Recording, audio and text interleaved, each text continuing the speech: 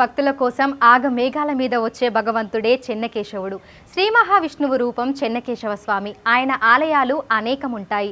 అలా ఆయన స్వయంగా వెలిసిన అతి పురాతనమైన పుణ్యక్షేత్రమే ప్రస్తుతం మనమున్న చాంద్రయానగుట్టలోని శ్రీ చెన్నకేశవ స్వామి సన్నిధి. ఇంతకీ ఈ ఆలయం ఎన్ని వందల సంవత్సరాల క్రితం ఏర్పడింది? ఈ ఆలయ స్థల పురాణం, విశిష్టత, వివరాలేంటి తెలుసుకుందాం.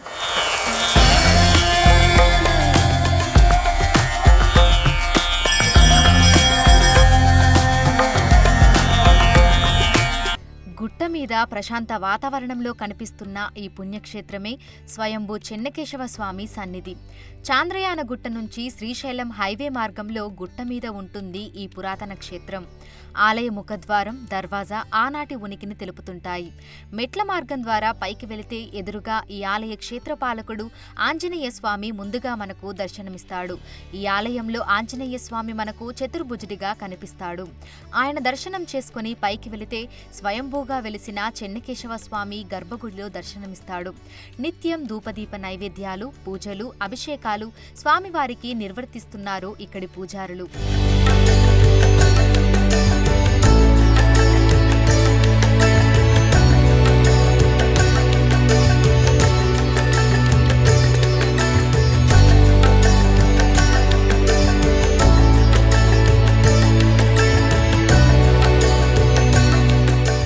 అతి పురాతనమైన ఆలయానికి సంబంధించి ప్రధాన పూజారి తెలిపిన స్థల పురాణం ప్రకారం దాదాపు 700-800 ఏళ్ల క్రితం, అంటే అప్పటికి హైదరాబాద్ నగరం ఇంకా పూర్తిగా ఏర్పడలేదు.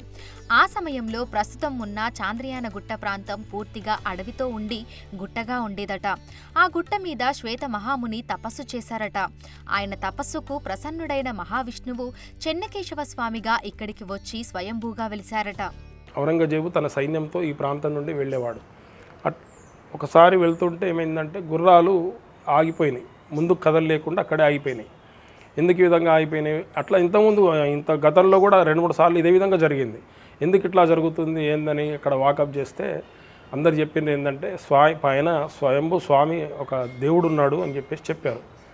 ఆ దేవుడికి ఇంత మహిమేంది, నా గుర్రాలు ఎందుకు ఆపుతున్నాడు అని చెప్పేసి చూద్దాం ఆయన మహిమేందో అని చెప్పేసి ఈ గుట్టపైకి ఎక్కాడు. కొద్ది దూరం ఎక్కగానే ఈ గుహ ఉండే, ఇప్పుడంటే మనం గుడి కట్టినాం కానీ అప్పుడు బండరాళ్ళతో ఏర్పడిన గుహ. ఆ గుహలోంచి దివ్యమైన వెలుతురు వస్తుంది. ఆ వెలుతురు చూసి తట్టుకోలేక నిజంగానే స్వామి ఇక్కడ మహిమ ఉంది అని చెప్పేసి వెనుదిరిగిపోయిండు.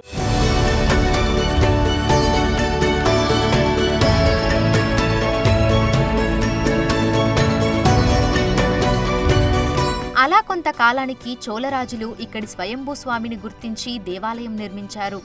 ఈ గుడి కోసం దాదాపు 10 ఊళ్ల మాన్యాన్ని, అంటే 300 ఎకరాలను కేటాయించారట. అలా చెన్నకేశవ స్వామికి ప్రధాన ఆలయం నిర్మించి ఉప ఆలయాలుగా 7-8 ఆలయాలు నిర్మించారట. చెన్నకేశవ స్వామి అంటే ఎవరు? చెన్నకేశవ స్వామి ఎవరో కాదు, విష్ణుమూర్తి చెన్నకేశవ స్వామి.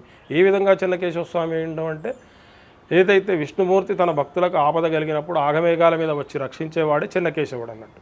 ఆ రక్షించే టైంలో ఆయన త్వరగా వస్తాడు కాబట్టి ఆ సమయంలో వెంట్రుకలు ముడివేసుకోడు, కిరీటం పెట్టుకోడు, శంఖచక్రాలు సరిచూసుకోడు.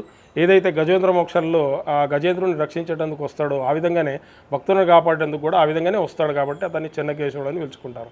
చెన్నకేశవుడు అంటే అర్థం ఏంటంటే, చెన్న అంటే సుందరమైనటువంటి, కేశాలు అంటే వెంట్రుకలు. చెన్నకేశవుడు అంటే సుందరమైన వెంట్రుకలు గలవాడు. ఆ వచ్చేటప్పుడు ఏంటంటే కిరీటం పెట్టుకోడు, ముడి వేసుకోడు కదా, వెంట్రుకలు బాగా ఇట్లా జులపాలు విరబోసుకొని వస్తాడు. ఆ చూసిన భక్తులను చూసి ఆహా చెన్నకేశవుడా అని చెప్పి పిలుచుకుంటారు అన్నట్టు. ఇదొక కథనం ఉంది. ఇంకోటి ఏంటంటే కేశి అనే రాక్షసుని సంహరించండు కాబట్టి కేశవుని సంహరించడు కాబట్టి కేశవుడు అని కూడా పిలుచుకుంటారు.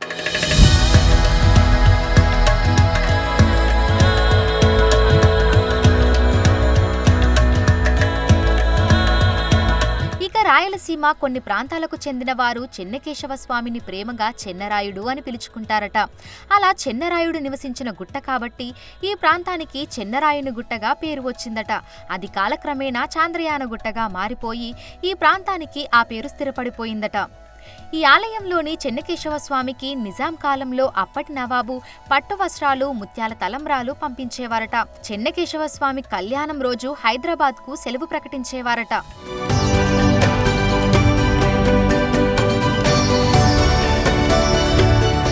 నిత్య పూజలు పూజలు అభిషేకాలతో పాటు ఈ ఆలయంలో వైకుంఠ ఏకాదశి వేడుకలు వైభవంగా జరుగుతాయని పూజారి తెలిపారు.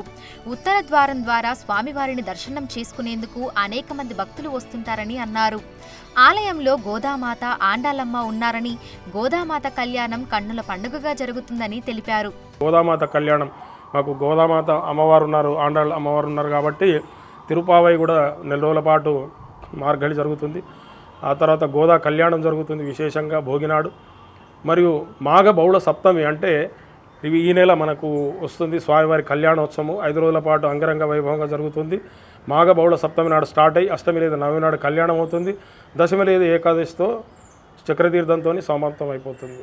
చెన్నకేశవ స్వామికి శనివారం రోజు ప్రత్యేక అభిషేకాలు విశేషంగా జరుగుతాయని పూజారి తెలిపారు. నగరం నలుమూలల నుంచే కాకుండా ఎక్కడెక్కడి నుంచో భక్తులు తరలి వస్తుంటారని అన్నారు. ఇక్కడి స్వయంభూ స్వామివారిని దర్శనం చేసుకుంటే కోరిన కోరికలు నెరవేరుతాయని తెలిపారు. స్వయంభూ కాబట్టి నమ్మిన వారికి నమ్మినంత. ఇక్కడ ఒక గొప్ప విశేషం చెప్తానమ్మా. ఒక ఆమెకు 40 సంవత్సరాలైనా సంతానం లేకుండే. అయితే ఒక రోజు ఆమె ఇక్కడ వచ్చి ఏడుస్తుంటే, ఏందమ్మా ఏం జరిగింది, ఎందుకు ఏడుస్తున్నావంటే, అయ్యగారు నాకు ఎంతో ఆస్తిపాస్తులు ఎన్నో ఉన్నాయి, నేను తిరగని డాక్టర్ లేడు, వెళ్ళని హాస్పిటల్ లేదు, అన్నీ తిరిగాను, నాకు ఇట్లా సంతానం లేదు అని చెప్పి ఏడుస్తుంటే, ఏం లేదమ్మా స్వామిని నమ్ముకో నువ్వు అంతే, ఏం నువ్వు ఒకటి స్వామికి ఒక ముడుపు తీసిపెట్టు అని నాకు అసలు నేను ఎవరికి చెప్పాలి ఇంతకుముందు. ఆమెకి ఎందుకో నాకు చెప్పాలనిపించింది. ఆమె వెంబడే పోయి ఒక జాకెట్ ముక్క తీసుకొచ్చి కొబ్బరికాయ తీసుకొచ్చి ముడి తీసి స్వామి దగ్గర పెట్టింది. తర్వాత ఒక 5 నెలల తర్వాత ఆమె 2 నెలల గర్భవతి అయ్యి ఆ దేవాలయానికి వచ్చింది. ఈ విశేషం నా జీవితంలో నేను చూసిన గొప్ప విశేషం. ఇంకా తర్వాత ఇట్లాంటి ఎన్నో జరిగినాయి. కొంతమందికి ఉద్యోగం లేదన్న వాళ్ళకు ఉద్యోగము, ఆరోగ్యం సరిగా లేని వాళ్లకు ప్రదక్షిణ చేసుకుంటే ఆరోగ్యం, ఇట్లా ఎన్నో విశేషాలు ఉన్నాయి. ఇక ఈ క్షేత్రంలో చెన్నకేశవ స్వామి, గోదామాత, ఆండాలమ్మ అమ్మవార్ల దర్శనం అయ్యాక కొంచెం మెట్లు దిగి వెళితే ఈ ఆలయానికి ఉప ఆలయాలుగా నిర్మించిన మరికొన్ని ఆలయాలు కనిపిస్తాయి. ఒక ఆలయానికి కొంచెం దూరంలో మరొక ఆలయం కనిపిస్తాయి.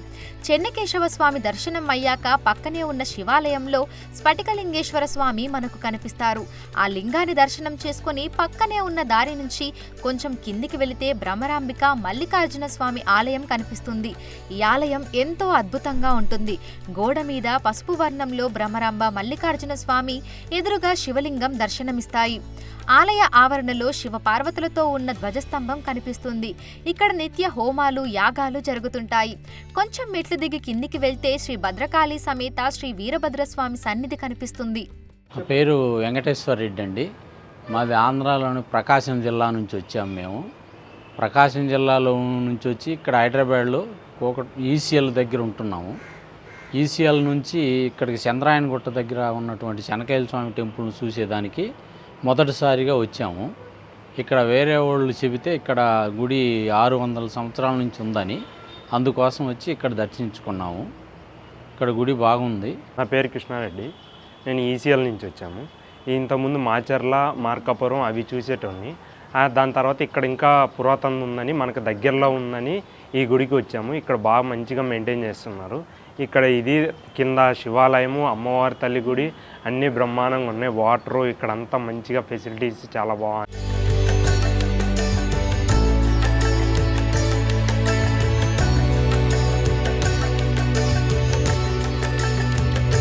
ఈ క్షేత్రం పైనుంచి చూస్తే హైదరాబాద్ నగరమంతా కనిపిస్తుంటుంది.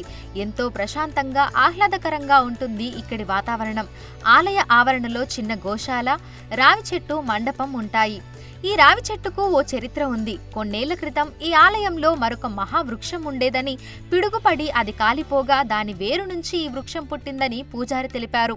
అంతేకాకుండా ఈ రావి చెట్టుకు మొక్కుకొని ముడుపు కడితే కోరికలు నెరవేరుతాయని భక్తులు నమ్ముతుంటారు.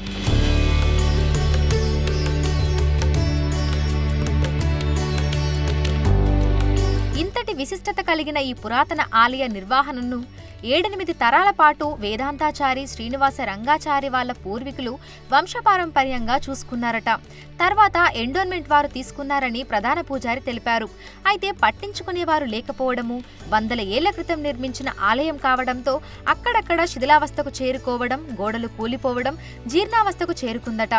ప్రభుత్వం, ప్రజాప్రతినిధులు పట్టించుకొని ఆలయానికి పూర్వ వైభవాన్ని తీసుకురావాలని పూజారి కోరుతున్నారు.